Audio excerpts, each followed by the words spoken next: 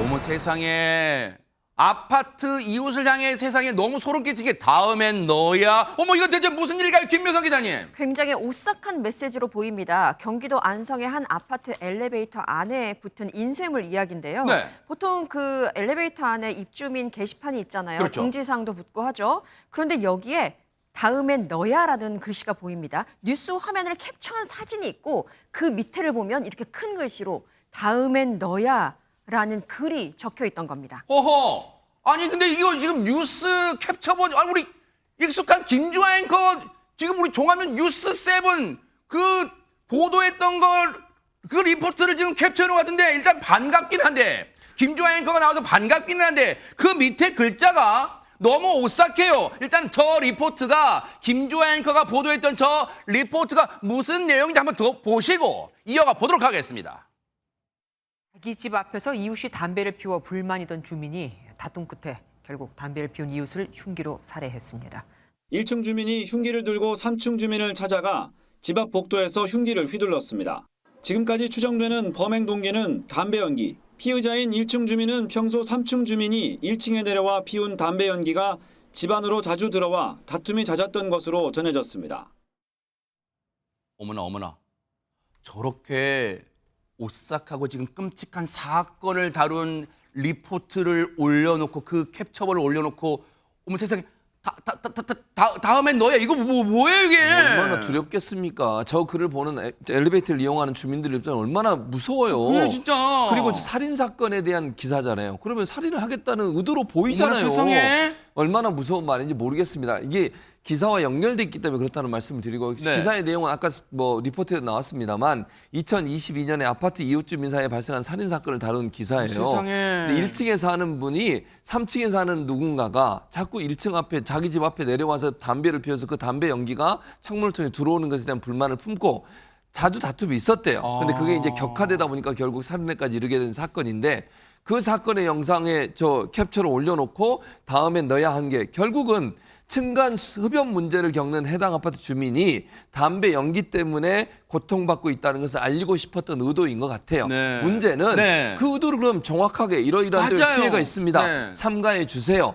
뭐 다른 주민들 고려 좀 해주세요. 이렇게 쓰면 되잖아요. 네. 다음엔 너야는 뭐예요? 그러니까요. 너무 저 기사를 무섭잖아요. 올려놓고. 그러니까요. 결국은 담배 연기 피해자가 계속되면 상대를 해칠 수도 있다고 하는 그런 끔찍한 얘기를 경고한 게 아닌가 하는 생각이 듭니다. 물론 안진용 기자님 물론 최진문 교수 설명처럼 물론 100번 양보해서 그 흡연이 자기 집 앞에서 이 다른 주민이 흡연했을 때 그 담배 연기 들어왔을 때 그 고통 이루 말할 수 없겠죠. 하지만 그렇더라도 어떻게 저런 문구를 적어놓을 수 있어요 진짜. 실제로 저는 층간 흡연은요, 이웃 간 다툼의 주요 원인이 되곤 합니다. 근데 중요한 건 뭐냐? 명확한 처벌 기준이 없다는 겁니다. 그래요? 현재까지 아무리 고통을 호소해도 안내물을 붙이거나 안내 방송을 하는 수준에 그친다는 거죠. 아하. 저 문구 분명히 부적절하다는 걸 모두 알고 있는데 이런 식으로 관련 규정이 없기 때문에 이를 본 댓글 반응도 엇갈리고 있습니다. 아하. 한쪽을 보면은 네. 오죽했으면 저럴까 이해가 된다. 담배 연기가 들어오면 나도 화가 난다. 저런 말까지 나오면 멈출 줄도 알아야 된다 했는데 반대쪽 의견을 보면 네. 저건 그럼에도 불구하고 살인 예고 아닌가. 어머나. 경고치고는 너무 섬뜩하고 무섭다. 그리고 요즘 세상이 너무 흉흉하기 때문에 저 문구가 결코 농담 같지는 않다는 등의 우려 섞인 반응을 보였습니다. 맞아요. 지금 오른쪽에 즉 반대 저 문구를 비판하는 분들 중에 제일 아래쪽 있죠. 세상이 흉흉해서 농담 같지 않다. 여러분 혹시 그거 기억나세요? 최근에 서울역 살인 예고글을 올렸던 사람이 30대 남성인 걸로 기억하는데 그 사람 구속됐단 말이에요. 허준 변호사님 혹시 이것도 무슨 이건 뭐 살인이라는 그런 단어가 들어간 건 아닙니다만 다음엔 너야 그리고 그 위에 리포트가 층간 흡연 때문에 다른 사람을 정말 무참히 살해한 그 올렸단 말이에요. 그러면 이거 혹시 이것도 법적 처벌 대상 됩니까? 어떻습니까?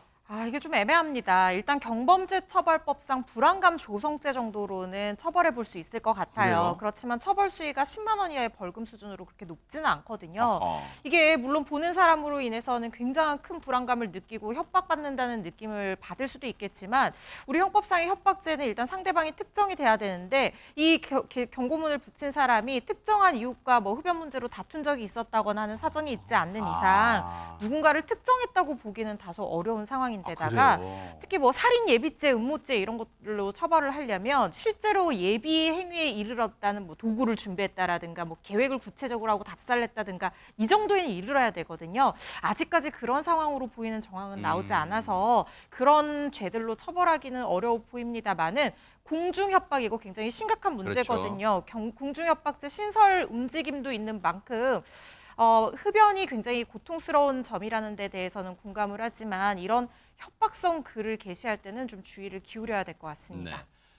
저 해당 주민분들은 방송 보시면서 아실 거예요. 자기 아파트라는 거. 그러면 이참에 물론 저런 협박성 문구가 적힌 게시물을 이 게재한 행위는 옳지 않아요. 바람직한 건 아니에요. 하지만 그 흡연으로 담배 연기로 인한 정신적 피해 충분히 이해할 수 있잖아요. 그렇다면 아파트 주민분들도 흡연하신 분들 성숙한 주민의식 좀 같이 발휘해보는 게 어떨까.